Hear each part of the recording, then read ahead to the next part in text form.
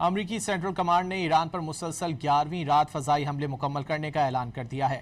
Saint کام کے مطابق امریکی افواج نے ایرانی فوجی آپریشنز، مراکز، بحری صلاحیتوں، طیاروں کے ہینگرز، ڈرون ذخیرہ گاہوں اور فوجی لاجسٹک کے بنیادی ڈھانچے کو نشانہ بنایا۔ گزشتہ 3 ماہ کے دوران ایران نے علاقائی اور عالمی تجارت کے لیے اہم بین الاقوامی آبی گزرگاہ سے گزرنے والے 30 سے زائد تجارتی جہازوں پر حملے کیے۔ ان بلا جواز حملوں سے سینکڑوں بے گناہ ملاحوں کی جانیں خطرے میں پڑیں اور بین الاقوامی آبی راستوں میں آزادانہ جہاز رانی متاثر ہوئی۔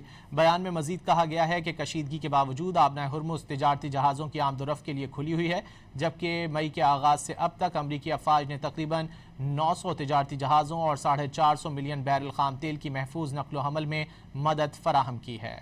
امریکی سینٹرل کمانڈ نے ایران پر مسلسل 11ویں رات فضائی حملے مکمل کرنے کا اعلان کر دیا ہے۔ سینٹ کام کے مطابق امریکی افواج نے ایرانی فوجی آپریشنز، مراکز، بحری صلاحیتوں، طیاروں کے ہینگرز، ڈرون ذخیرہ گاہوں اور فوجی لاجسٹک کے بنیادی ڈھانچے کو نشانہ بنایا۔ گزشتہ 3 ماہ کے دوران ایران نے علاقائی اور عالمی تجارت کے لیے اہم بین الاقوامی آبی گزرگاہ سے گزرنے والے 30 سے زائد تجارتی جہازوں پر حملے کیے۔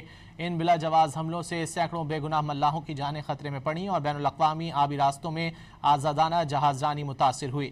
بیان میں مزید کہا گیا ہے کہ کشیدگی کے باوجود آبنہ ہرمز تجارتی جہازوں کی آمد و رفت کے لیے کھلی ہوئی ہے، جبکہ مئی کے آغاز سے اب تک امریکی افواج نے تقریباً 900 تجارتی جہازوں اور 450 ملین بیرل خام تیل کی محفوظ نقل و حمل میں مدد فراہم کی ہے۔